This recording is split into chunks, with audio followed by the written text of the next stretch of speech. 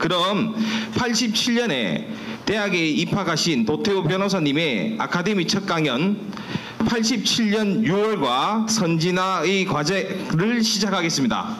감사합니다. 네, 여러분 안녕하십니까? 다시 한번 인사드리겠습니다. 도태우입니다. 네. 먼저 이 자리에 너무나 귀하게 귀한 걸음 해주신, 꽉 채워주신 모든 분들께 정말 귀한 시간 내주셔서 감사하다는 인사 말씀 다시 한번 드리겠습니다. 모든 분 소개드려야 되지만 그러지 못한 점 깊이 다시 한번 양해 말씀 드립니다. 우리 오늘 87년 6월과 선진화의 과제라는 제목으로 강연 드리게 되었습니다. 크게 87년 6월까지의 우리나라의 흐름과 그 다음에 후반부는 선진화의 과제에 대해서 한번 살펴보도록 하겠습니다. 네, 이 PPT가 안 넘어가네요. 네, 넘겨주셔야겠네요. 그러면은 첫 PPT 화면을 한번 보겠습니다. 네, 우리가 4개의 계단으로 우리 선진화 아카데미 로고가 그려져 있습니다. 보시면은 계단이 이렇게 4개 된 모양으로 그 로고가 되어 있는데요. 자, 우리 이 4개의 계단이 뭘 상징할까요? 자, 처음에는 건국, 그리고 산업화, 그리고 민주화. 산업화를 근대화라고 표현하는 경우도 있습니다. 자, 익숙하죠? 건국, 산업화, 민주화. 근데 그 다음 4번째 계단은 무엇이겠는가 우리가 이렇게 다시 한번 생각해 보게 됩니다. 다음 넘어가 주시면요. 우리가 2개의 35년을 한번 살펴볼 필요가 있습니다. 그 48년에 건국해서 우리가 곧 전쟁의 아픈 참화를 겪었습니다. 그리고 53년에 이제 휴전이 이루어졌죠. 자, 53년 이 건국과 호국을 거친 다음에 전쟁의 폐허와 잿더미에서 35년이 흘렀습니다. 그러면 어떻게 됐습니까? 35년이 흐르고 이 올림픽이 열렸습니다. 세계가 대한민국을 다시 한번 주목하게 되는 그러한 전쟁의 잿더미에서 올림픽이 열리는 35년 기적의 역사가 있었습니다. 자, 이 87, 88, 이 무렵부터 지금 2022년까지 몇 년이 흘렀죠? 대략 다시 35년이 흘렀습니다. 물리적으로는 거의 비슷한 시간이 흘렀습니다. 그런데 35년 전에 우리는 이렇게 했습니다. 그런데 35년 뒤 지금 어땠을까요? 이게 소위 소쿠리 투표입니다. 이번 대선에서 벌어진 소쿠리 투표의 모습입니다. 35년 뒤 우리나라는 이렇게 이상한 백과 소쿠리에다가 투표지를 집어넣는 알지 못할 이런 상황에 처하게 된 것입니다. 자, 다시 한번 2개의 35년을 한번 대비해 보겠습니다. 전쟁의 잿더미에서 민주화와 88년 올림픽이 열리는 이 기적의 35년과 그리로부터 소쿠리 투표가 있어지는 이 2025년까지의 35년. 도대체 무엇이 이렇게 대조적인 두 35년을 만들었던 걸까요? 거기에 대해서 우리 물음으로 우리의 특강은 출발하게 됩니다. 자, 그러면 한 단계를 조금 더 구체적으로 살펴보는 것이 그 해답을 찾아가는 과정일 것 같습니다. 먼저 건국이 있습니다. 19년에 건국했다. 건국의 어떤 잉태가 된 거죠.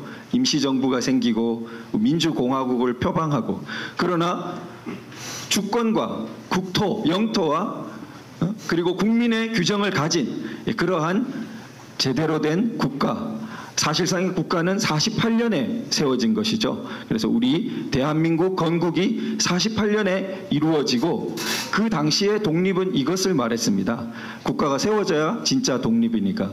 그 48년에서 자유민주주의 건국과 그리고 곧 닥친 전쟁, 그 체제를 지키는 호국이 있었죠. 자, 그럼 2번째 단계. 자, 이 대목이 중요합니다. 바로 기적의 35년이 있었던 그 역사죠.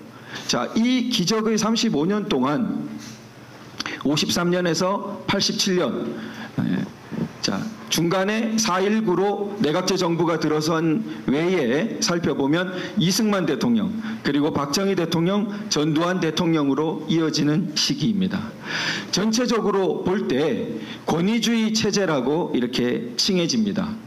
어느 정도 87년 이후에 또 발달된 서구 민주주의 국가와 비교해 보았을 때 제한된 민주주의 그리고 권위주의 체제라는 점은 부정할 수 없습니다. 그러나 이것이 중국 유사의 체제라는 것은 전혀 다른 이야기입니다. 중국과는 완전히 성격을 달리합니다. 왜냐하면 중국은 자유민주주의의 씨앗, 뿌리 자체가 없기 때문에 그것이 뒤에 높은 단계의 민주주의로 나아갈 가능성이 없습니다. 그것이 최대권 교수님께서 말씀하고 계신 바인데요. 우리는 높은 단계로 나아가기 위한 중간 단계를 거친 것입니다. 그래서 이 시기에 기적의 산업화와 근대화가 이루어진 것뿐만 아니라 함께 낮은 단계의 법치와 민주주의가 발전하게 됩니다. 이게 이제 서울대 헌법학 또 영미법 법사학 강의하신 명예교수 최대권 교수님의 주장이신데요. 굉장히 소중한 정리라고 생각됩니다. 자, 이 낮은 단계의 법치와 민주주의에서 보면 야당도 존재합니다. 좀 탄압받았죠. 자, 언론이 존재합니다. 언론 제한이 좀 있었죠. 그러나 상당한 부분의 언론의 자유가 있습니다. 그러니까 유신 독재라고 비판하고 온갖 언론인들 피라가 일어났다는 자체가 자유민주주의 언론이 어느 정도는 있었다는 겁니다. 사법부의 독립 제한적이었죠. 뭐 여러 가지 형사 사건, 정치적으로 민감한 사건에서 압력이 전혀 없었다고 볼 수는 없을 것입니다. 그러나 일반 민사 사건과 상당한 부분에 걸쳐서 어쩌면 문재인 정부 때보다 어떤 부분에서는 더욱 독립적으로 사법부의 독립이 있었고 성장해 왔습니다. 자, 이런 것이 놀라운 산업화와 동시에 이루어진 그 시기가 바로 이 35년 두 번째 시기입니다. 자, 세 번째, 우리 소위 민주화 시기입니다. 87년 개헌 이후에 87년 개헌이 중요했던 것은 지금까지 고쳐지지 않고 있는 것을 보더라도 알 수 있습니다. 그것이 9차 개헌입니다. 당시까지 약 40년간 48년 이래로 9번이나 고쳐졌습니다. 그런데 이 이후로는 한 번도 개헌되지 않고 있습니다. 그만큼 획시기적인 시기를 가르는 그러한 중요한 시기라고 볼 수 있습니다. 그래서 이때 우리가 높은 단계의 서구에 가까운 민주주의로 상당히는 진입했다, 이렇게 발전했다라고 볼 수 있을 것입니다. 근데 그 다음이 뭐냐는 거죠. 그 다음은 뭡니까? 네, 그래서 그 다음이 뭐죠? 제가 이거 보여드리지 않고 물었어야 되는데 근데 세계화를 말하는 분도 있고 또 선진화를 말하는 분도 있고 또 자유통일 이런 말을 말씀하시는 분이 있습니다. 선진화, 자유통일, 여기서는 선진화를 말씀하신 분들의 논의를 많이 참고하고 있습니다. 고 박세일 교수님이라든지 그리고 우리가 교재로 쓰려고 하는 이영훈 교수님 그리고 방금 말씀드렸던 최대권 교수님도 선진화를 말씀하고 계십니다. 즉, 이 다음 단계는 선진화의 단계가 있는데 우리가 지금 생각하듯이 그 선진화가 좀 잊혀졌죠. 제대로 크게 강조되지 못했습니다. 자, 그런 와중에 어떤 일이 벌어졌습니까? 이 차 어디로 가고 있죠? 다들 저리로 가고 있는데 이렇게 갑니다. 이 뭐라 그럽니까? 역주행한다고 그러죠. 바로 지난 5년간 우리는 이런 역주행 시기를 겪었습니다. 역주행을 겪으니까 우리가 절실하게 이 방향성에 대해서 다시 한번 생각을 해보게 된 것입니다. 자, 어떤 문재인 대통령의 그 팬덤인 분들 있습니다. 그죠? 문재인 대통령 팬덤인 분들은 문재인 대통령이 뭐가 나빠? 보면은 인상도 좋고, 점잖고, 그런데 성실하고 뭐가 나빠? 이렇게 막 그럽니다.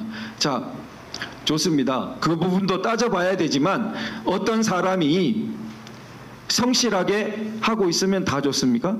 자, 성실하게 멀쩡한 집을 막 부수고 있어요. 인상도 좋고 막 웃기도 하고 유머도 잘 걷네요. 근데 하고 있는 일은 남의 집에 멀쩡한 집을 막 때려 부수고 있어요. 그러면은 성실한 게 독이죠. 지금 뭐가 잘못됐기 때문입니까? 목적이나 방향이 잘못됐기 때문입니다. 우리가 택시를 타고 서울로 가자고 했습니다. 조금 둘러가는 건 참을 수 있어요. 지름길을 못 찾고. 그렇지만 이 사람이 어디로? 부산으로 막 가고 있다 이거예요. 지금 어떻게 됩니까? 우리는 황당하죠. 지금 택시를 타고 서울로 가자 했는데 막 남쪽으로 내려가고 있어요. 헌법이라는 것은 뭡니까? 국가가 건국될 때 이리로 나아가자 하는 약속입니다. 그 미래 세대까지 구속력을 미치는 국가의 거대한 약속이에요. 그게 방향성입니다. 나라는 그런 헌법 없이는 근대 국가로 보지 않습니다. 그래서 나라가 이렇게 나가자, 이렇게 나가는 것이 앞으로 나가는 거야 이랬습니다.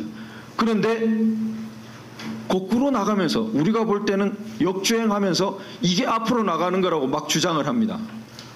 이게 국가의 위기죠. 그런 사람이 그냥 일반 시민으로 있는 게 아니라 대통령이 되어가지고 있어요. 그런 사람들이 청와대를 가득 메우고 있어요. 그런 사람들이 국회를 가득 메워요. 그런 사람들이 언론을 다 차지해요. 그런 사람들이 정당도 다 차지해요. 우리가 깜짝 놀라게 된 것입니다.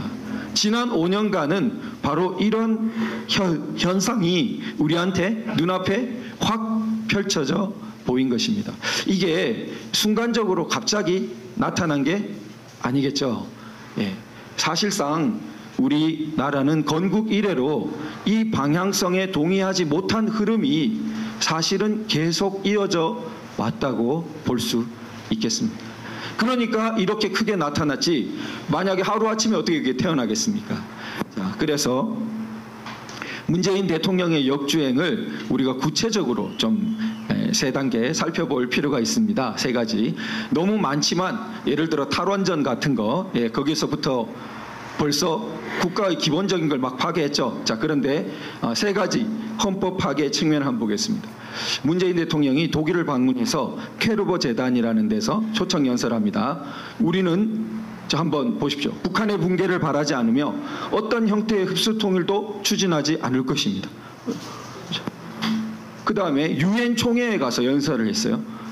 우리는 어떤 형태의 흡수 통일이나 인위적 통일도 추구하지 않을 것입니다. 오직 평화 이러면서 이런 말을 했습니다. 대통령으로서. 근데 우리 헌법은 어떻게 되어 있습니까? 대한민국의 영토는 한반도와 그 부속도서로 한다. 건국 헌법 이래로 변하지 않은 조항입니다. 유명한 영토 조항이라는 조항입니다. 이 영토 조항이 있기 때문에 상만의 탈북자는 귀순 의사를 밝히고 대한민국 대사관이라든지 영역 안으로 발을 받는 순간 별도의 귀화 절차 없이 대한민국 국민으로 태어날 때부터 대한민국 국민인 것으로 인정됩니다. 3만 명의 탈북자에게 생명을 주었던 생명선과 같은 살아있는 헌법 규범이 바로 이 영토 조항입니다. 왜 탈북자는 귀화 절차가 필요 없습니까? 대한민국의 영토는 원래 북한까지 미치는 것인데 반국가 집단이 가로막고 있기 때문에 사실상 못 미칠 뿐이었던 것, 그렇게 해석합니다. 그렇기 때문에 그곳을 이탈해서 대한민국 영토로 들어오면 원래 국민이었던 사람이 반국가 단체의 억압을 벗어나서 온 것으로 보는 것입니다. 그렇기 때문에 별도의 귀화 절차가 필요 없는 것입니다. 자, 그런 헌법이 엄연히 버티고 있는데, 그리고 그 헌법에 따르면은 북한은 미수복 지역, 대한민국의 주권이 미쳐져야 하지만 아직까지 못 미쳐지고 있는 건국헌법 이래의 규정입니다. 대통령은 선서를 하고 대통령이 됩니다. 헌법을 준수하고 뭐 국가를 보유하고 이렇게. 자, 그 다음에 4조를 보시면은 대한민국은 자유민주적 기본질서에 입각한 평화적 통일이라고 나옵니다. 자, 그냥 통일을 지향하며 게다가 통일 안 지향한다, 이런 말 대통령으로서는 할 수 없죠. 그것은 사인으로서는 할 수 있습니다. 그냥 교수로서는 할 수 있습니다. 교수로서의 주장이다 이렇게. 그런데 이미 헌법 선서 준수 선서하고 대통령이 되어서 이 헌법 4조에 완전히 배치되게 나는 통일을 바라지, 그런 말은 할 수가 없습니다. 그리고 자유 통일밖에 없습니다.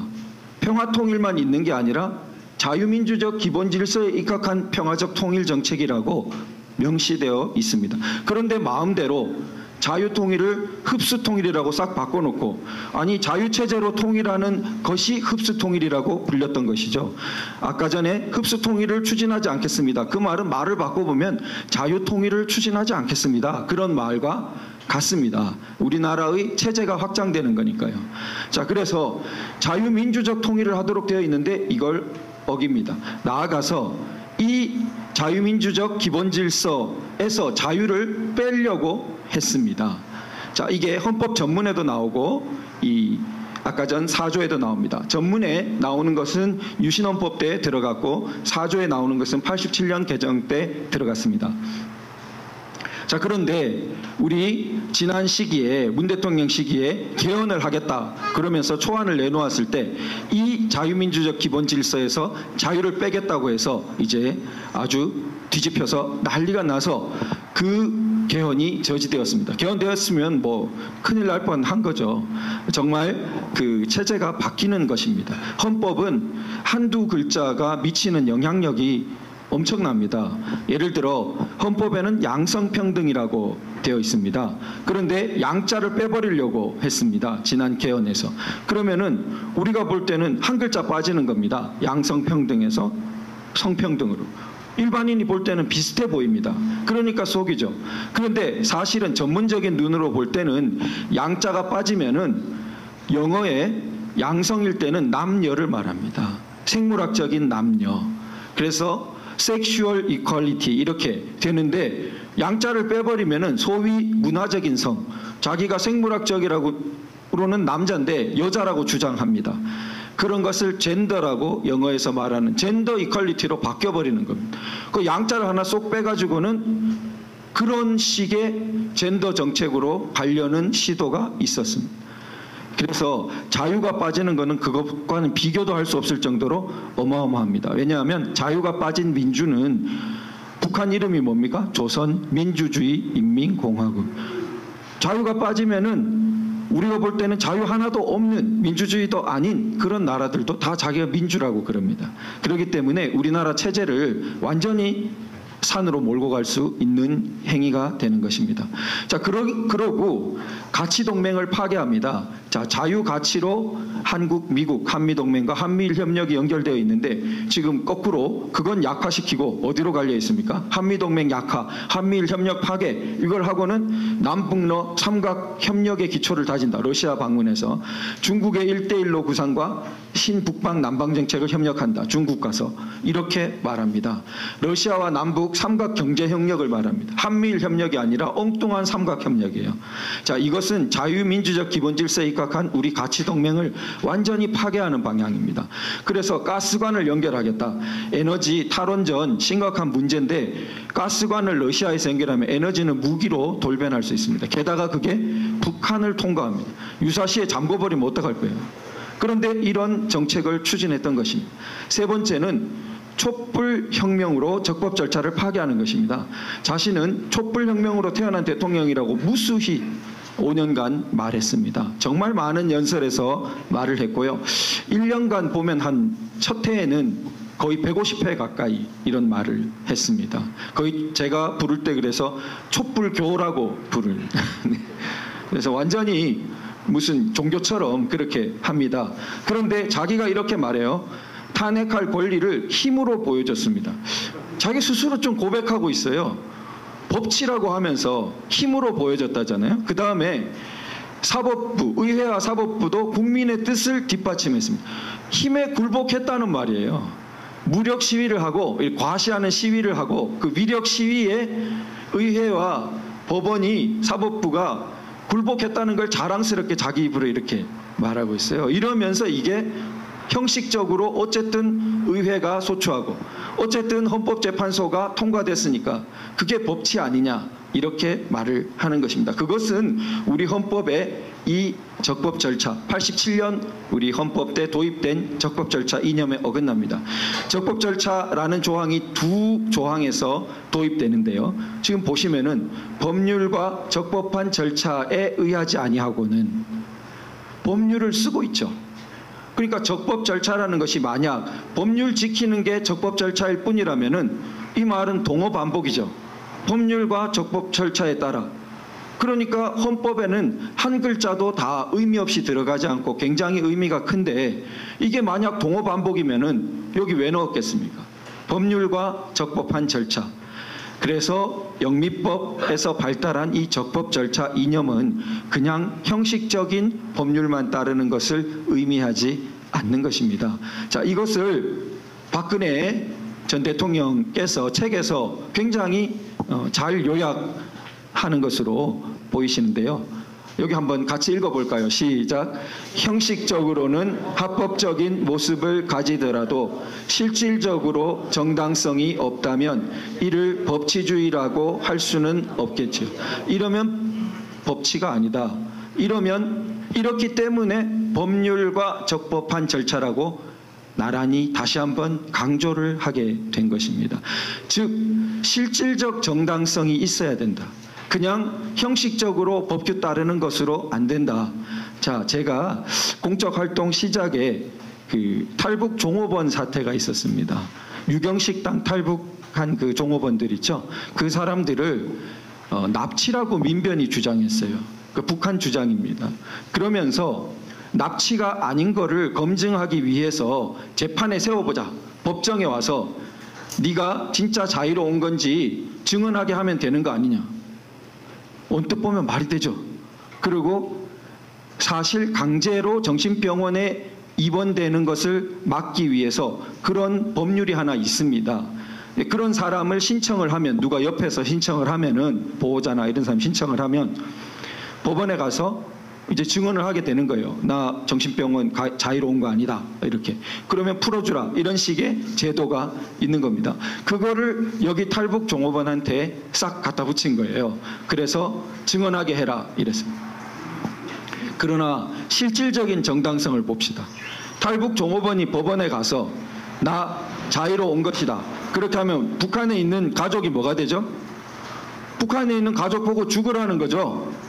자기 입으로 나 살겠다고, 그럼 북한에 있는 가족 죽어라가 되니까, 그럼 가서 나 자유로운 겁니다 말 못하고, 그러면은 나 납치되어 왔습니다 말하면 어떻게 됩니까? 그럼 자기는 또 끌려가야 되겠죠. 너 납치되고 온 거니까 여기 있을 필요가 없잖아. 국제적인 문제가 되고 이제 돌려보내줘야 되겠죠.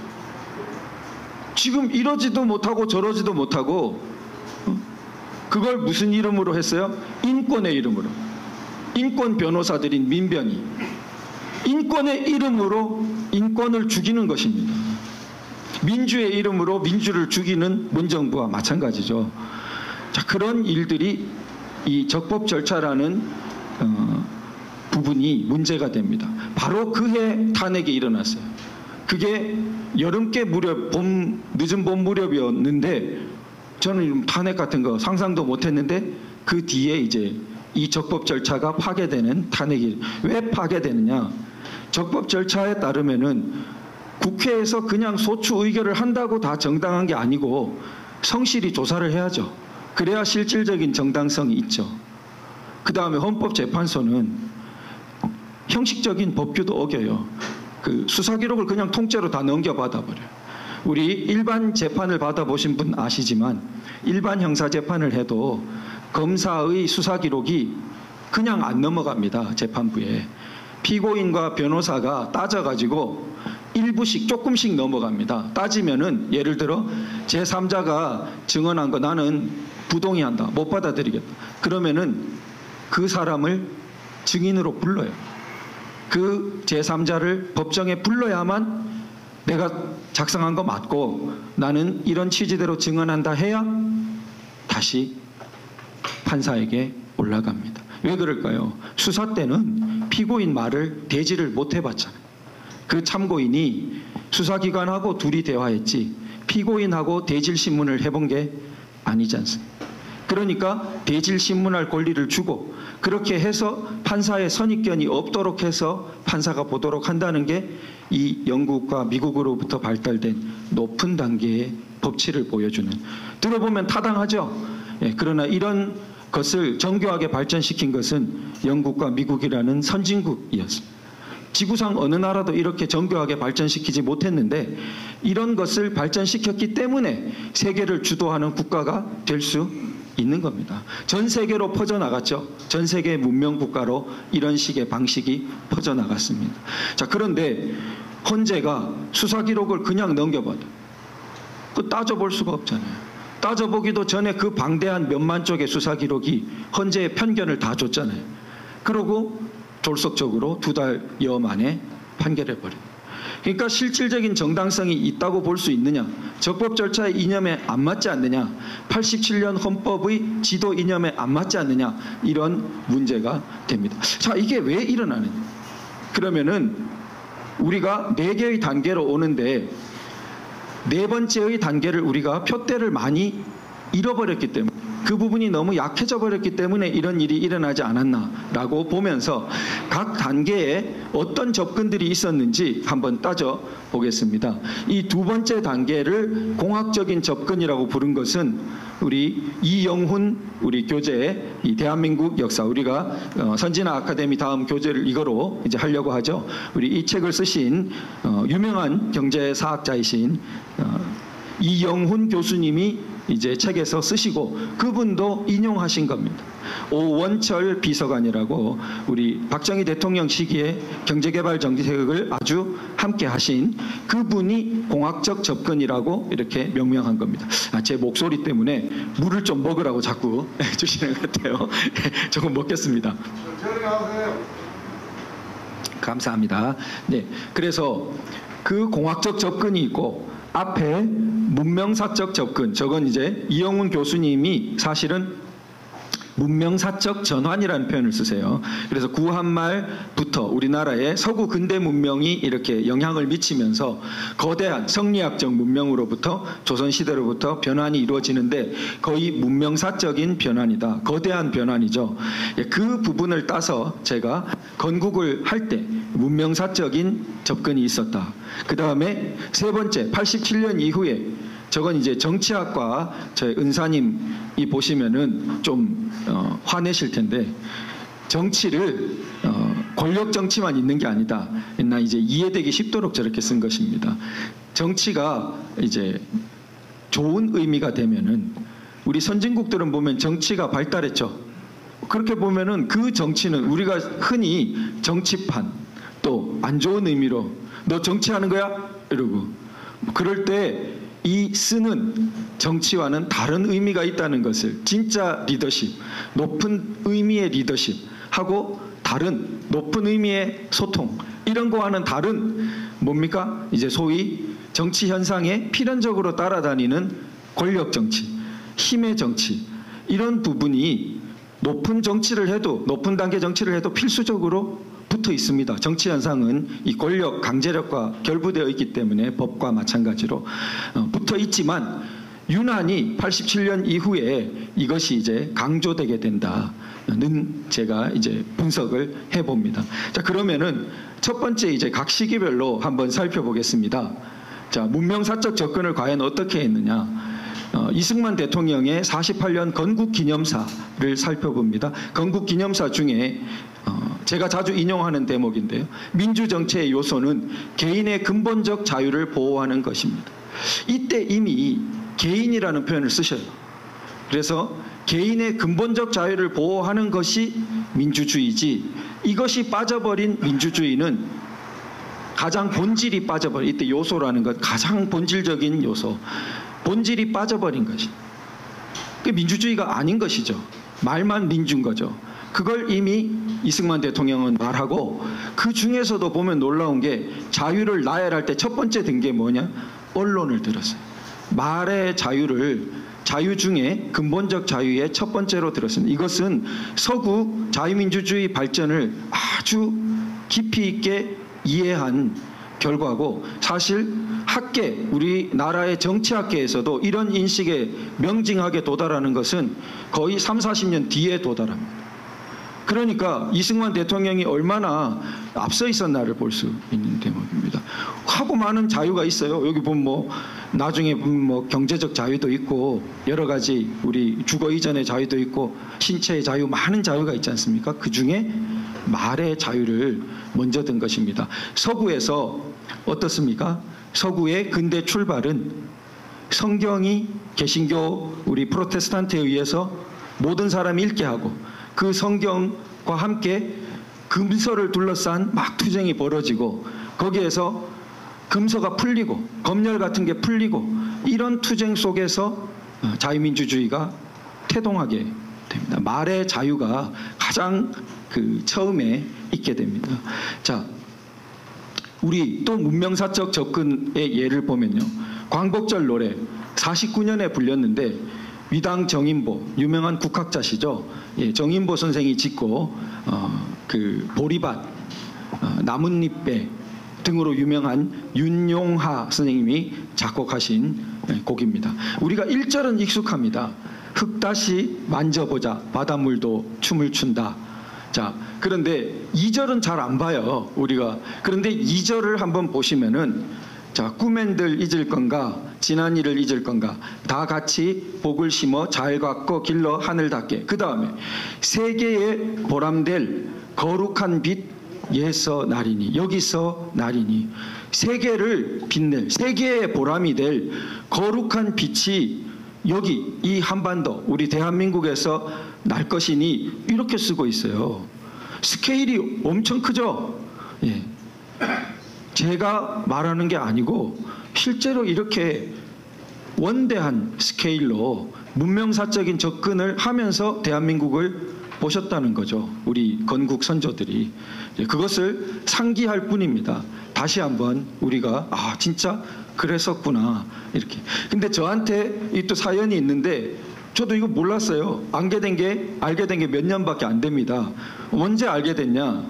박근혜 대통령 형사 대리인하고 제가 민사 대리인을 겸해서 이제 따로 뵐 기회가 있었는데 그때 대화를 나누다가 이 이야기가 나온 거예요. 박근혜 대통령께서 이 말씀을 하시더라고. 광복절 노래 2절을 보면은 이런 구절이 있는데 대부분 1절만 알고 2절은 잘 모르는데 참 이게 의미가 큰 구절이다. 이렇게 이제 그래서 찾아보니까 진짜 이런 구절이 있더라고요. 그래서 개인적으로도 참 스토리가 있는 구절인데 이 대목을 볼 수 있고 그러면은 이런 인류사적인 문명사적인 구도를 가지고 우리가 건국을 했는데 그리고 이제 호국으로 지켰습니다.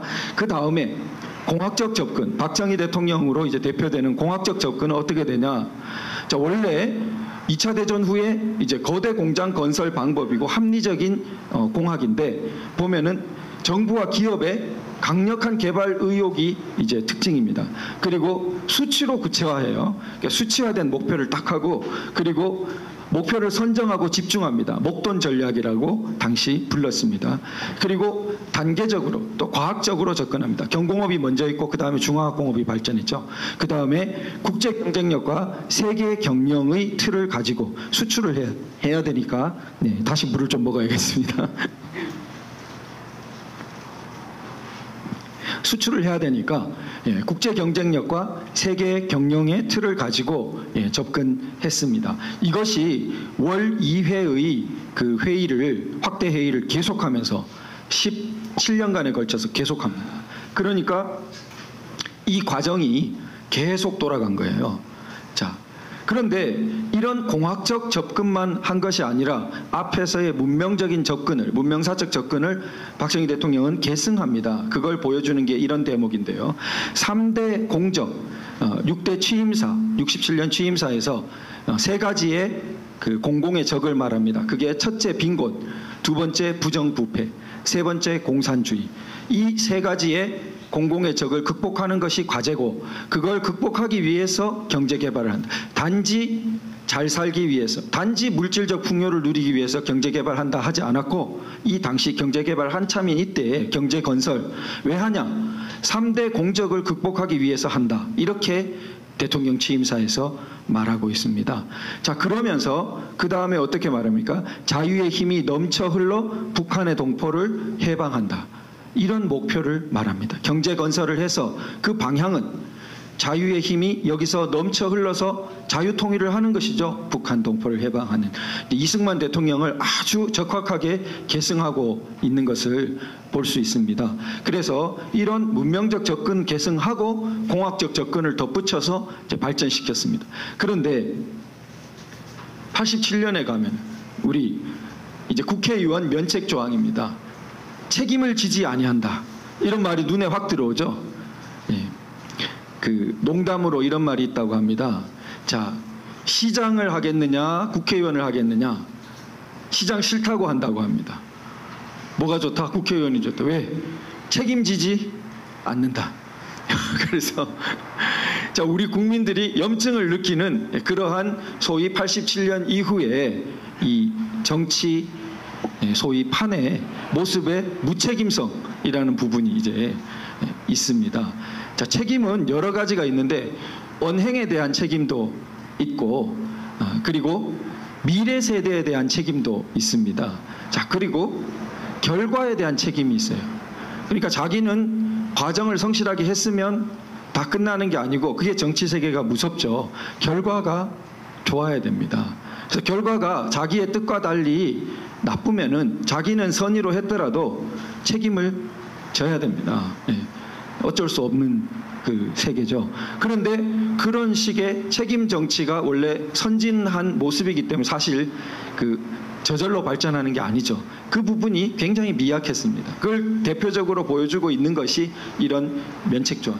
면책조항이 예전부터 있었어요. 87년 헌법에 생긴 것은 아닙니다. 그런데 왜 87년 이때 다시 주목할 수 있냐면 그 전까지는 국회가 사실 어느 정도는 좀 눌리는 상황이었어요.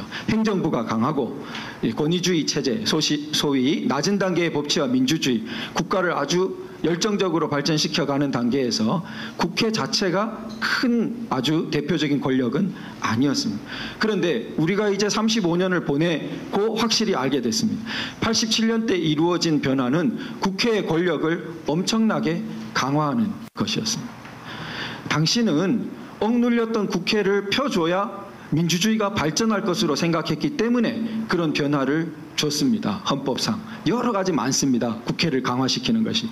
그런데 지나서 보면은 국회의원은 무책임하고 그리고 탄핵도 막 시키고 그리고 다수당이 되면은 좌지우지하고 나라를 완전히 정말 흔드는 그러한 국회로 상당히 변해간 것을 볼 수 있습니다.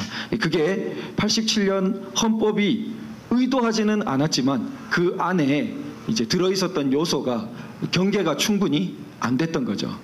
자, 그런데 우리가 생각해 볼 지점은 제왕적 국회라는 말은 없고 제왕적 대통령제라는 말만 무성해요. 그러니까 87년 이후의 경향을 보면은 국회가 제왕적으로 변해가는 그런 경향을 뚜렷이 보이는데 오히려 말은 제왕적 대통령제라 해서 대통령 권력 약화시켜야 된다는 이야기만 계속 나옵니다. 그 뿌리가 있습니다. 왜 그런 뿌리가 나오냐? 그 내각제라는 내각제적인 의회가 행정부를 겸하는 것이 내각제죠. 의회에서 다수당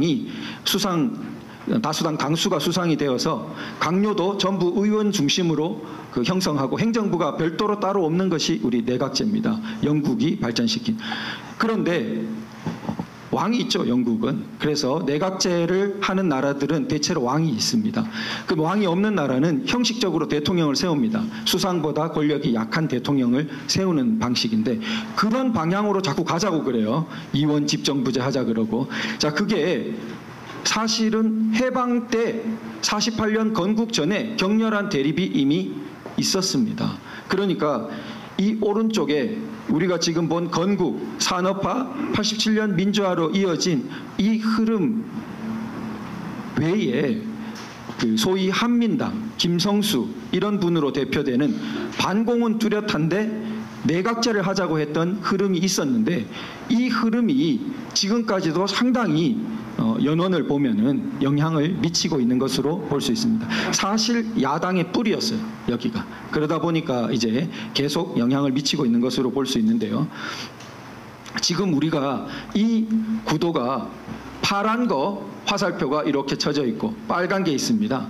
파란 로고가 어느 로고죠? 저거? 예, 민주당 로고입니다. 그러니까 민주당의 그 세력 분포 범위를 제가 좀 분석한 것입니다.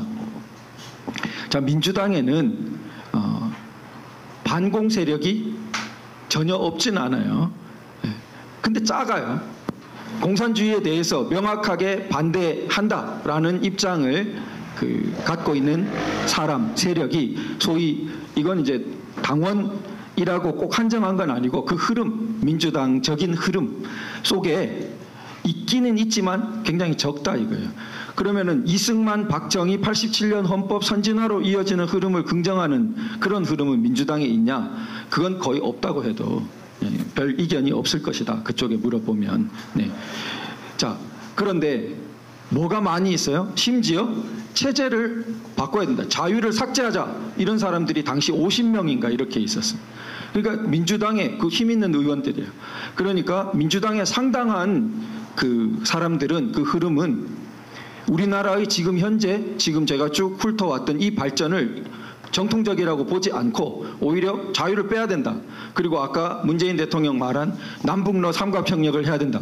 뭐 이런 식의 체제 거의 변혁적인 그러한 생각이 강하게 도사리고 있는 것을 볼 수 있습니다. 체제 변혁을 옛날처럼 급격하게만 하는 게 아니고 서서히 변화시켜 가는 것이 요즘엔 그쪽에 아주 지략가들의 그쪽의 전략가들의 방식입니다.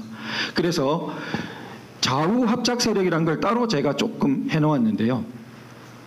해방 때에도 우리가 역사를 보면은 있죠.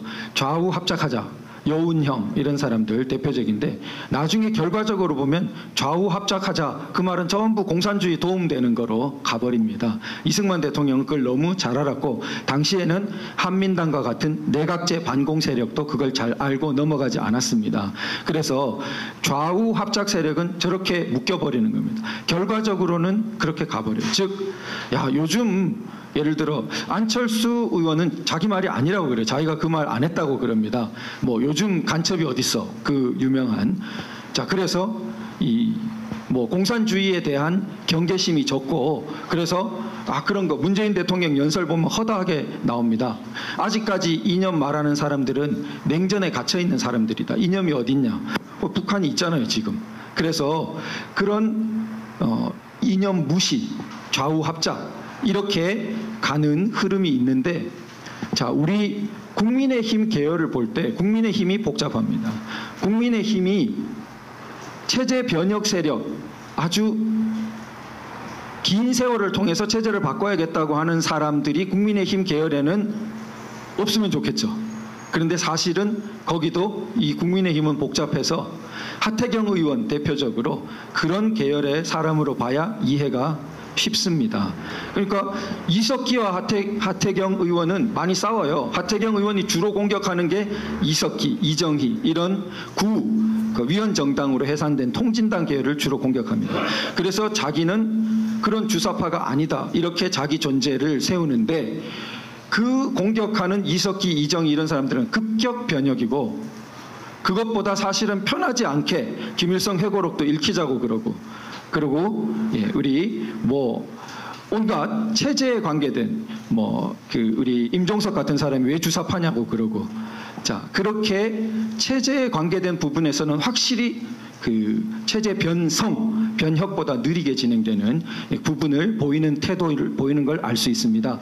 그 세력부터 좌우 합작에 해당되는 사람들 많아요. 좌우 합작은 어떻게 말하냐면 이념 같은 거 얘기하지 마라 이런 사람들이 좌우 합작이라고 보면 됩니다.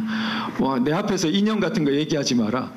그 말은 사실은 지금은 좌우가 없다 이런 말을 하는 것이고 좌우 합작하자 이런 말과 마찬가지가 용공으로 마찬가지로 가게 됩니다. 자기들이 세우고 싶으면 그럼 광화문에 김일성 동상 세우는 걸 자기들이 좋다는 걸 어떡하냐 이렇게 사유지에 김일성 동상 세우면 그건 자기 뜻 아니냐 그 자유로서 보장을 해야지 이렇게 그 공산주의에 대한 제대로 된 그 방어를 하지 못하는 그런 흐름이 국민의힘에 많아요, 적어요? 많아요. 그러니까 이게 위기를 겪는 겁니다. 자, 내각제 반공에 해당되는 체제로서는 자꾸 제왕적 대통령제라면서 공격하고 반공 태도는 좀 있어 보이는, 제가 볼 때는 이제 조선일보 등 소위 보수 언론으로 보이는 그 태도에 유사합니다. 그런데 제도권 상당수예요. 그런데 이 오히려 자유민주 선진화 세력은 너무 없는 거예요. 거기에 있으면은 그런 사람들을 뭐라고 부릅니까? 극우라고. 정답에 나오시네. 극우라고. 네. 네. 그러니까 이 흐름, 사실은 건국, 산업화, 민주화, 선진화로 이어지는 이 흐름을 극우라고 불러서 배척합니다. 자, 그러면 배척을 하면은 서서히 약화돼요. 그게 이제 공산주의 전략입니다. 바깥 껍데기 가장 강한 거를 쳐내버려요. 그럼 저쪽이 다 무너졌다고 해봅시다. 이쪽이 다 무너지면 여기가 극우가 되는 거예요. 이제 좌우라는 건 상대적으로 쓰기 시작하면은 제일 오른쪽에 있으면 여기가 없어지면 이게 제일 오른쪽이 되죠. 그럼 여기가 극우로 또 몰리는 겁니다. 이거 쳐내고 나면 좌우 합작하자는 사람들이 그럼 네가 우파다, 우파청산, 이렇게 결국 이렇게 남는 거예요. 그게 통일전선 전술이죠. 힘이 약할 때는 껴안는 척하다가 힘이 강하면은 하나씩 적폐청산하는 겁니다. 자, 그래서 그런 전술이 뻔히 보이는데도 불구하고 우리가 당하면 안 되겠죠. 자, 그래서 과연 우리가 지금 어떤 그 어두운 때를 우리가 이제 거쳐왔죠. 어두운 때에 이제 밤하늘에 별이 있는데 별에 관계돼서 그 87년 제가 이제 대학 입학을 했다가 89년에 국문과로 새로 입학을 했는데요. 문학 청년이었습니다. 그러니까 89년 문학 청년이었던 저가 아주 감명 깊게 읽었던 구절인데 이 사람이 사실은 공산주의자예요. 루카치라는 사람이. 그래서 이 소설의 이론이라는 책은 공산주의자가 되기 전에 쓴 책입니다. 이 사람이 이 책을 쓸 당시는 공산주의자가 아니고 이 책을 쓰고 좀 지나서 한참 좀 몇 년 지나서 이제 공산주의자로 완전히 넘어가게 되는데요. 이 사람은 헝가리 사람 유대인입니다. 그런데 이 나중에 헝가리가 소련의 탱크 침공을 받죠. 그때 그 스탈린주의와는 대립한 사람입니다. 그러니까 평생 스탈린주의하고는 대립한 사람. 그러니까 공산주의자들 중에 가장 유럽의 전통적인 그 문화나 여러 가지 지식, 문명을 흡수한 사람이에요. 대표적인 그런 사람입니다. 헤겔 같은 사람 많이 흡수한 사람. 그 사람이 이제 공산주의자가 되기 전에 쓴 말이, 자, 한번 같이 읽어볼까요? 별이 빛나는 창공을 보고 갈 수가 있고 또 가야만 하는 길에 지도를 읽을 수 있던 시대는 얼마나 행복했던가. 그리고 그 별빛이 그 길을 훤히 밝혀주던 시대는 얼마나 행복했던가. 이것을 이 황금 시대라고 이렇게 부릅니다. 도스토옙스키의 저도 이제 도스토옙스키 소설을 좋아했었는데 도스토옙스키 소설을 분석하면서 그 그리스 고전 시대를 굉장히 이렇게 표상하는 그런 황금 시대가 우리 과거에 있었는데 미래에는 어떻게 될 것인가. 이게 이제 공산주의자로 나갈 수 있는 단초를 보여주게 되는 거죠. 그런데 이 사람은 공산주의자로 유명 공산주의자로 마지막에 죽을 때 이런 말을 하고 죽었습니다. 가장 중요한 것 그것을 나는 아직 알지 못한다. 그렇게 말하고 죽었어요. 60년대 말쯤에 이제 동구권이 소련 침공 받는 것도 보고 산전수전 다 겪었습니다. 그러고 죽을 때 그 말을 하고 죽었습니다. 그 제자들이 이제 설이 무성합니다. 유명 공산주의자니까 이 뭘 의미하냐? 자, 가장 중요한 게 뭔지 그 자체도 모르겠다는 거냐? 아니면은 가장 중요한 게 뭔지는 알겠는데 그 자세한 내용을 내가 모르겠다는 거냐? 도대체 선생님 뜻이 뭐냐? 그런데 적어도 그런 어떤 태도를 보이고 죽었는데 우리 이것과 가장 대립되는 게 주사파입니다. 주사파는 훨씬 정말 비교도 안 될 거친 이론을 가지고 세계를 다 진리인 것처럼 말하고 내가 모른다는 태도가 없죠. 완전히 도그마로 구성되어 있습니다. 가장 극과 극입니다. 공산주의 이론 중에서도 최악이라고 볼 수 있는 수준이 우리나라 이북을 지배하고 있는 거예요. 것입니다.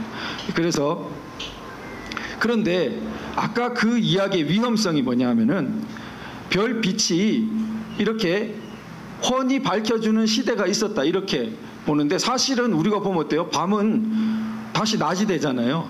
낮이 됐다가 또 밤이 되고, 낮에는 더 훤한 빛이 있습니다. 밤에 그냥 이렇게 빛이 되는 게 별 아닙니까? 근데 이건 그걸 왜곡하고 있어요. 낮에 훤히 이렇게 빛이 있는 그거는 지금 말하지 않고 있고, 또 별빛이 길이 되어주는 시대가 있었던 것처럼 이렇게 보고 있어요. 그 반론을 저는 생각을 못했어요. 못했다가 최근에 이제 낙선을 했습니다. 그냥 낙선을 해서 좀 앓고 있었는데, 앓고 있을 때 미국에 계신 목사님이 이제 이 시를 보내주셨습니다. 그래서 그 시에 저는 한번 읽어볼까요? 저는 빛을 사랑할 겁니다. 빛은 저에게 길을 보여주기 때문이죠. 하지만 저는 어두움도 참고 견디어낼 겁니다. 왜냐하면 어두움은 저에게 별을 보여주기 때문이죠. 너무 쉬운 말로 참 훌륭하고 위대한 시라는 생각이 들더라고요. 자, 그런데 그렇습니다. 우리가 낮에 길이 보이는 것은 가시거리에 있는 길이 보입니다. 그러니까 가까운 길이 보이지, 아주 동서남북이 어딘지 낮에 나침반이 없는 사람은 알기 어렵습니다. 사막에 떨어져 있을 때. 그런데 우리 영화 같은 거 보면 아시지만 사막에 길을 언제 찾습니까? 밤에 별이 북극성을 보고, 아, 저리가 남쪽이구나, 저기가 북쪽이구나. 그 큰 방향성은 밤에 보인 겁니다. 밤에. 그러니까 이게 역설적이죠. 어둡고 우리가 힘들 때 가장 큰 방향성이 그 별을 통해서, 그 빛의 정수가 사실은 어두울 때 별을 통해서 나타난 거죠. 그래서 아름다운 것에 어떤 바탕도 이런 게 있어서 아름다운지도 모르겠습니다. 자, 그러니까 우리가 지금 이 선진화라는 큰 어떤 방향을 어두울 때, 문정권의 5년을 거치면서 그때 보여지게 된 것이 아닌가. 낮에 훤할 때는, 그렇게 어둡지 않을 때는 우리가 선진화라든지 이런 방향을 잘 찾기도 어렵고 생각하기도 어려웠는데, 문재인 시기라는 걸 거치면서 우리가 그걸 뚜렷이 인식하게 되지 않았나 이렇게 생각됩니다. 그래서 저도 이 대목을 보고 놀랐는데요. 이게 건국 헌법 전문입니다. 헌법의 전문이라고 1조 이렇게 시작하기 전에 붙어 있는 것이 전문입니다. 그런데 전문이 조금씩 9차 개헌까지 변하면서 87년 헌법에 이르렀는데, 제가 줄친 이 대목은 제가 찾아봤는데 87년 헌법까지 전혀 변하지 않았어요. 근데 놀라운 거는 제가 20년 문학 후에 이제 법 공부한 거 20년 정도에서 볼 때 헌법학 책들에서 강조를 전혀 하지 않아요. 제가 줄친 이 대목이. 그게 놀라웠어요. 그런데 이렇게 길게, 전문 얼마 안 되는 것 속에 이렇게 길게 두 줄이나 들어가 있는데, 제가 볼 때는 선진화를 가리키고 있습니다. 즉 건국 헌법 때부터 우리나라는 줄곧 74년간 선진화가 헌법 속에 들어 있었는데, 그 방향이 우리가 못 알아보고 있었을 뿐인 거예요. 자, 그걸 자세히 한번 살펴보면요. 정치, 경제, 사회, 문화 모든 영역에 있어 각인의 능력을 최고도로 발휘케 하며, 이렇게 되어 있어요. 87년은 발휘하게로만 바꿨습니다. 최고도, 우리가 보듯이 최상급입니다. 최상급. 선진국은 어때요? 후진국, 중진국, 선진국. 최상급입니다. 최상급으로 모든 사람이 나가야 된다고 그렇게 말하고 있습니다. 각인 일부만 그렇게 나가는 게 아니고 각자 모든 사람이 능력을 최고도로 발휘케 해야 된다고 그렇게 헌법은 74년간 외쳐왔어요. 우리가 못 들었을 뿐이에요. 자, 그 다음에 보면은 우리들과 우리들의 자손이 들어요. 우리들의 자손의 안전과 자유와 행복을 영원히 확보할 것을 영원히 확보하라. 그냥 조금 확보하고 조금 잘 살만 하니까 안이하게 살면 된다고 하지 않고, 우리들의 자손이 이걸 누리도록 영원히 확보할 것을 결의하고, 헌법은 74년간 그렇게 되어 있었어요. 그래서 안전과 자유와 행복도 전 놀랍습니다. 이제 안전이 정말 강조되죠. 안전에서 사실은 복지까지 풀어낼 수 있습니다. 생존에 관계돼요. 자유는 인간적인 생활의 핵심입니다. 그래서 우리 생활, 건전한 생활 세계를 표시하는 말입니다. 행복이 우리가 이게 좀 헷갈려요.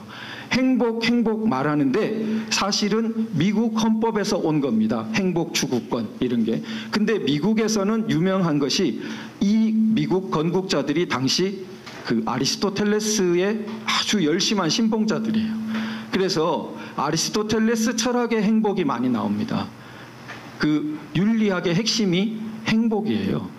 자, 그러면은 그 아리스토텔레스의 행복론으로 행복 추구권을 썼다라는 것이 미국 헌법 해석의 상당한 해석이에요. 그러니까 이 행복이 단지 우리가 감성은 약간 감각은 동물도 갖고 있다고 그러지 않습니까?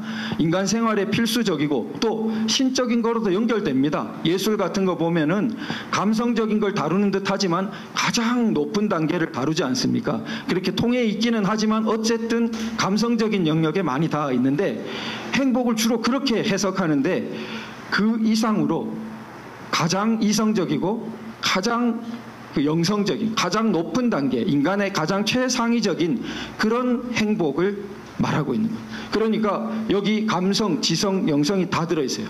안전과 자유와 행복, 우리 헌법에. 그런데 영원히를 우리가 조금 살펴보면은 이승만 대통령의 평생 좌우명, 성경의 갈라디아서 5장 1절인데 하와이 이승만 대통령이 평생 그 바치신 교회에 보면 머릿돌 이렇게 비석으로 이 구절이 새겨져 있고 유언으로도 유명합니다. 유언으로 돌아가실 때에도 이 구절을 인용하면서 이걸 종의 멍에를 매지 말라고 그렇게 걱정하시면서 돌아가십니다. 그런데 이 평생 좌우명을 보면은 자, 한번 읽어볼까요? 그리스도께서 우리를 자유롭게 하려고 자유를 주셨으니 그러므로 굳건하게 서서 다시는 종의 멍에를 매지 말라. 이게 세 단계가 있어요. 이제 제 은사이신 김홍우 교수님께서 풀어주셨는데 자유를 주셨으니 영어에 set free라고 나옵니다. 굳건하게 서서 stand firm이라고 나오고 종의 멍에를 매지 말라. chain of slavery 또는 yoke of slavery라고 나옵니다. 그러니까 처음에 우리 인간사나 이스라엘 역사나 세계 어느 집단의 역사도 다 비슷하다. 풀려나는 단계가 있어요. 막 고생을 하다가 천신만고 끝에 풀려나면 자유롭게 됩니다. 그래서 잠시 자유를 누려요. 잠시 자유를 누리다가 어떻게 되죠? 다시 또 굴러떨어짐. 종의 멍에로 굴러떨어짐. 그래서 거기서 온갖 또 구르고 괴로워하고 난리를 치다가 자유를 조금 또 얻었다. 또 좀 누리다가 잘못하면은 굴러떨어져.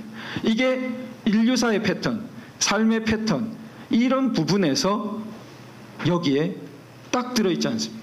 그런데 이 성경적으로 볼 때에도 이게 신앙적으로는 하나님께서 자, 그리스도께서 우리에게 자유를 줄 때, 인간을 창조하거나 자유를 줄 때 잠시 누리고 뺏으려고 혹은 잠시 누리고 이제 누리지 마라 하려고 준 게 아니고 사실은 길이 누려라. 오래오래 에덴 동산에 살아라 하고 준 건데 스탠드 펌 하지 못하니까 자유를 위해서 굳건하게 서 있지 못하니까 뭐로 굴러떨어져요?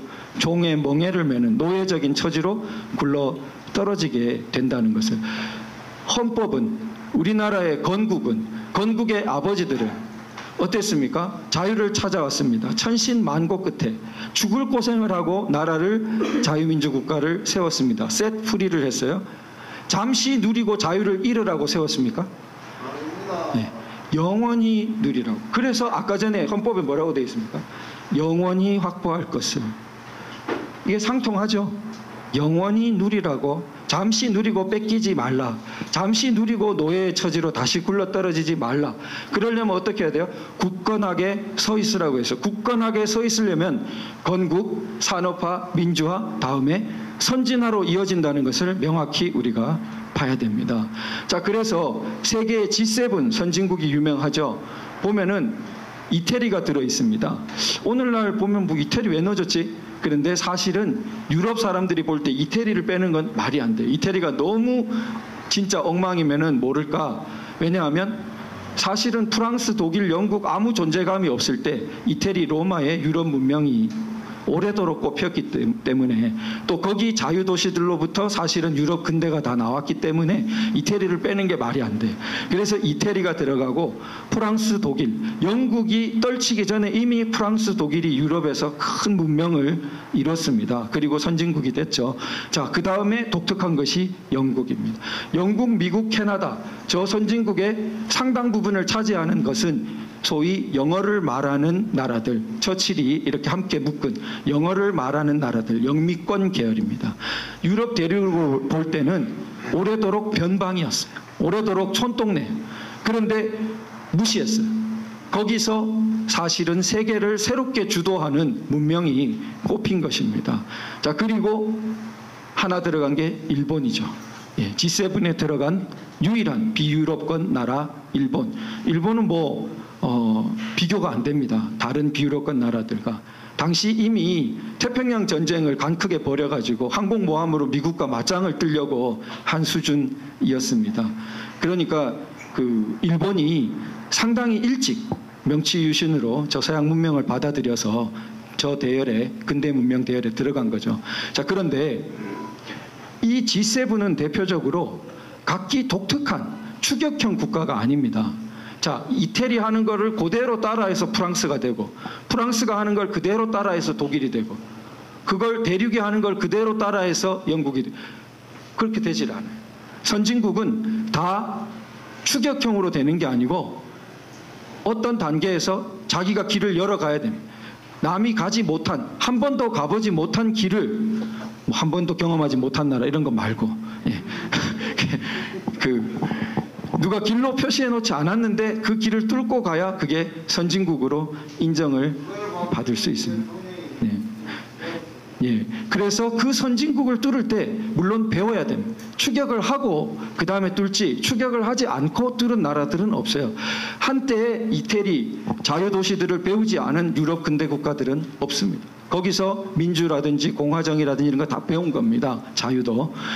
심지어는 로마도 그리스를 배워서 로마가 있었던 거예요. 배우는 거는 그 후발 국가로서 전혀 부끄러운 일도 아니고 누구나 다 그렇습니다. 오늘날 한때의 선진국은 다 한때 후발국. 그런데 G20 여기 들어갔다고 이제 우리가 굉장히 자부심 많이 갖고 G20를 한번 보세요. 근데 보면은 대체로 나라들이 땅덩이가 어때요? 땅덩이가 어마어마하게 큰 나라들이에요. 땅덩이 작은 나라는 우리나라가 거의 유일합니다. G20에서. 그러니까 이 대한민국이 세계에서 얼마나 독특한 그 위치를 점하고 있는지를 볼 수 있습니다. 한편으로는 얼마나 불안정하겠습니까? 만약에 이렇게 땅도 작고 여기 큰 나라들에 비하면은 자원도 작고 그런 나라가 자기를 발전시켜 온 발전의 공식을 잊어버리면은 한순간에 어떻게 되겠습니까? 이게 얼마나 불안정한 우리 한편으로는 위치인가를 보여주고 있습니다. 자, 그래서 우리가 자, 그러면 어떻게 돼야 선진하냐? 정답은 제가 다 갖고 있거나 그런 것은 아닙니다. 이용훈 교수님도 다 갖고 계시지 못하죠. 우리가 찾아가야 됩니다. 그러나 활발하게 자, 어떤 것이 선진화되는 모습인가, 또 우리가 어떻게 그 길을 뚫을 수 있는가, 논의가 활발하게 필요하죠. 자, 바로 그게 필요하고, 지난 5년을 거치면서 우리가 극한 투쟁을 했습니다. 정말 나라가 망할까봐. 실제로 이재명 의원 같은 사람에게 넘어갔다면 정말 망국의 길이 막 펼쳐졌겠죠. 그런데 간신히 우리가 그걸 저지했습니다. 그러나 산소호흡기를 꽂은 거예요. 왜냐하면 이런 난리가 나도록 한 요인이 있을 텐데 그 요인이 뭔지, 그리고 그것을 분석해서 치료하려는 노력을 우리가 잘 못하고 있잖아요. 그럼 그거 안 하면 병이 절로 낫냐? 그때까지 위기를 가져온 게 저절로 치유가 되겠냐 하는 거죠. 자, 안 된다. 그러면은 이 부분에 대한 활발한 논의와 우리의 대처가 필요합니다. 그래서 우리 헌법에도 정치, 경제, 사회, 문화라는 그 항목을 들고 있기 때문에 정치, 경제, 사회, 문화를 이제 교육으로 한번 묶어봅니다. 그러면은 정치에 있어서는 우리 국익이라든지 법치라든지 책임 정치 이런 부분이 선진화에 굉장히 중요하겠고, 경제를 보면은 많은 우리 뛰어나신 분들이 계시지만 이영훈 교수님의 분석인데요. 우리나라는 크게 이제 세계에서 세 가지 유형이 있는데, 영미식과 이제 독일 일본식이 유명하죠. 영미식은 상대적으로 자유시장형 시장 경제고, 그 이익 집단이 조직화되어 있지 않고 국가 관여도 상당히 느슨합니다. 이제 가장 대표적인 근대 문명 모습이고, 독일 일본은 후발 근대 문명으로 어떻습니까? 이익 집단의 조직화가 상당히 이루어져 있습니다. 그래서 강력한 노조 그리고 노사정 이런 그 협의도 잘 되고, 그러나 국가 관여가 상당히 센 건 아닙니다. 그래서 독일과 일본의 그런 형태가 있는데, 자, 우리가 이 두 개만 아니라 프랑스적인 유형이 있다고 그렇게 봅니다. 이 프랑스적인 유형은 국가의 관여가 상당히 세고 이익 집단의 조직화는 상당히 좀 독일, 일본에 비해서는 약하고, 실제로 프랑스 보면은 일종의 뭐 전국 단위 노조를 해가지고 막 하기보다는 개별적으로 막 개별적으로 싸우는데 과격하게 싸워요. 그래서 이제 프랑스의 막 강성 노조적인 이미지가 막 불지르고 막 이런 식의 우리 그 이미지가 많은데, 독일, 일본에 비해 그런 체계적인 조직화가 아니라는 겁니다. 90년대 이전 프랑스입니다. 근데 거기에 상당히 한국이 닮아 있다고 그렇게 분석하고 있습니다. 한국의 발전 국가 모델이 상당히는 국가 관여가 세고, 그 다음에 이익 집단의 조직화는 상대적으로 덜했던 그런 모델에서 발전 국가 모델이 있었는데, 이게 한계에 부딪혔기 때문에 변하기는 해야 되는데, 그러나 자, 영미식으로 한꺼번에 못 변한다고 보는, 이게 중요합니다. 한꺼번에 못 변하는데, 예를 들어 당장 모든 것을 영미식으로 고쳐라 이렇게 하면은 여러 가지 부작용과 무리와 꼼수가 끼어들기 쉽습니다. 한편으로는 이게 독일, 일본식으로 가야 된다는 강력한 이런 소위 좌파형의 이런 주장들이 있어요. 그런데 거기에 조심해야 될 것이, 독일, 일본식으로 가자 하다가 그리로는 못 가고 어디로 가냐 하면은 사실은 그 세 유형 중에 못 드는 부정적인 유형이 있는데, 그게 보상국가, 남유럽 모델, 지중해 모델, 수많은 후진국들이 실패를 거듭하고 있는 모델, 포퓰리즘 국가, 그게 바로 실패 모델 그겁니다. 그러니까 이익 집단들이 국가를 도구로 해가지고 약탈합니다. 그게 바로 지난 5년간 벌어졌던 일입니다. 바보야, 문제는 경제가 아니라 그 사람들은 바보야, 문제는 정치야 이렇게 말합니다. 정치야라고 쓰고 그 사람들은 권력이야 이렇게 읽습니다. 바보야, 문제는 권력이야. 권력만 잡으면 다 해결돼. 먹고 살 길도 해결되고 일자리도 해결되고 누구 자기 편. 문제는 권력이야. 권력으로 총집중해. 정권 영원히만 유지하면 모든 문제 다 해결돼. 누구만? 자기 편 사람들만. 그게 뭐라? 대표적인 후진국 모델이라는. 이익 집단이 조직화해가지고 국가를 매개로 해가지고 제살 파먹기를 하는 거예요. 미래가 있습니까? 없습니다. 그러니까 독일, 일본식으로 가자 하는 것이 그리로 가기는커녕 그리로 굴러떨어지기가 십상이라는 점을 말해줘야 됩니다.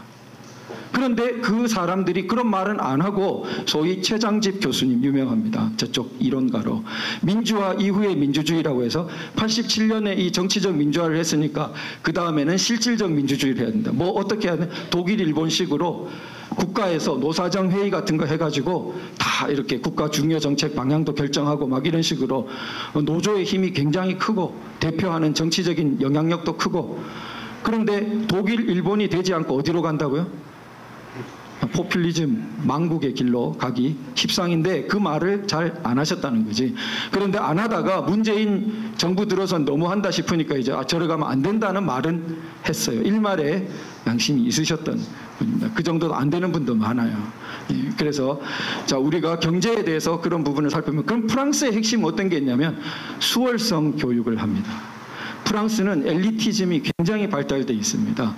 그래서 소위 그랑제골, 액골이라고 해서 프랑스의 좌파 정치인은, 웃기게도 우리가 하면 좀 우스운데, 프랑스의 전부 좌파 정치인은 전부 특수학교 출신이에요. 이거는 그냥 특목고 수준이 아니에요.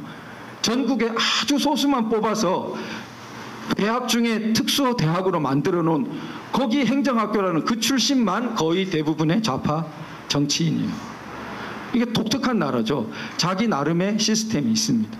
그러니까 뭐가 돼요? 우리가 프랑스에서 그냥 보고 있으면 저렇게 노조가 난리치고 저렇게 파업하고 도대체 프랑스라는 나라 땅덩이도 크고 어떻게 유지되냐, 어떻게 선진국 대열에 남아있냐 궁금해할 때가 많아요. 바로 자기들이 유지하는 비결이 있는 겁니다. 한편으로 지극한 엘리티즘 교육을 하고 자기들의 이 체제를 지키는 수월성을 지키기 때문에 유지를 한 겁니다. 그런데 우리는 발전국가형일 때 어땠습니까? 그거 했죠.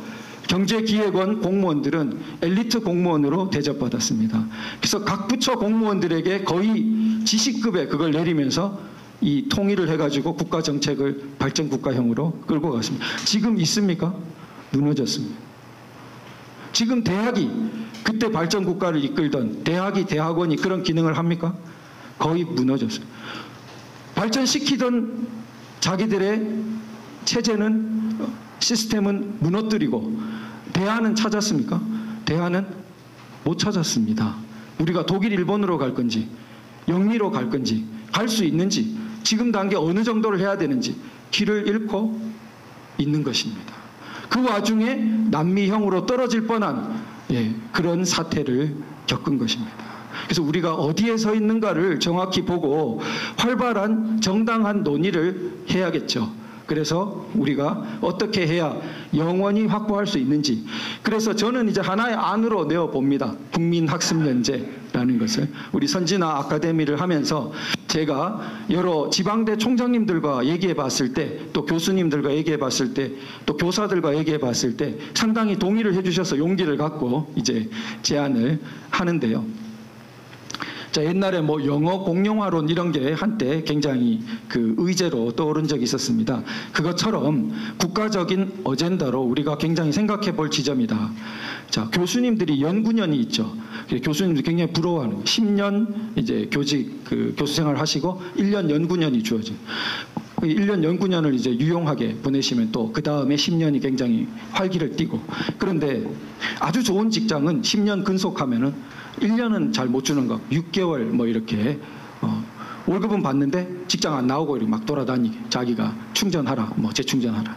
그런데 이것을 실업급여 받는 사람은 빼고 실업급여 기간은 저 넣어주지 말고 10년 근속을 한 자영업자 포함해서 세금 냈잖아요. 그러면은 그렇게 10년간 성실 납부를 한 사람은 1년 국가가 학습년을 주는, 교수에게 연구년을 주는 것처럼. 자, 이것을 제가 생각해 보게 된 이유는 20 몇 살까지 학교 교육을 받고 평생을 살아라. 이것이 고전적인 산업혁명 시대의 우리 교육 시스템. 그런데 사회가 너무 급변하니까 옛날에 배웠던 걸 가지고 후반생을 살아가는 게, 이 3분의 2의 인생 넘어 4분의 3을 살아가는 게 힘들어요. 사회는 자꾸 급변하고. 근데 자기가 생활하면서 또 교육을 받기가 쉽지 않습니다. 그래서 국가가 중간에 그 기회를 주는 겁니다. 하나 우려했던 것이, 야, 이거 엄청난 재정이 들 텐데 저 어떻게 감당하나 해서 제가 말을 잘 못 꺼냈어요. 그런데 나중에 보니까 신문사설에 교육재정이 남아 돌아가지고 초중고에다가 애들 주체를 못 해가지고 노트북 하나씩 사주려고 하고, 그러니까 재정이 기계적으로 막 교육재정은 증가하니까 대학에는 안 주고 자기들끼리 어떻게든 써야지 또 더 받고, 그러니까 비효율적으로 그렇게 돈을 쓰고 있는 것입니다. 자, 그리고 지방대는 죽겠다고 이제 인구는 절벽으로 가고 그 많은 교육 체제와 교수 인력과 박사 인력과 다 뭐해요? 다 어디로 갑니까? 자, 그걸 잘 살릴 수 있는 방법. 우리나라는 우수 인력이 많고 인력의 강점이 있어요. 우리나라 인재 개발해서 선진국으로 가야 되잖아요. 이때까지 발전도 해왔고. 그래서 그런 면에서 이 융합적인 그런 관점이 필요하다. 이렇게 이제 본 것입니다. 자, 이건 이제 논의가 필요하다고 생각되고요. 자, 이제 다음으로 넘어가야 되는데 조금 걸렸네요, 렉이. 자, 거의 끝입니다. 자, 그래서 우리가 이 대목을 말하니까 이제 지방대 총장님께서 굉장히 좋아하시면서 한편으로는 이제 걱정을 하시는 게, 그렇게 해도 뭐예요? 사람들이 학습년을 쓸 때 수도권 대학으로 가버리면 어떡하냐고, 그렇게까지 노이로제 걸려요.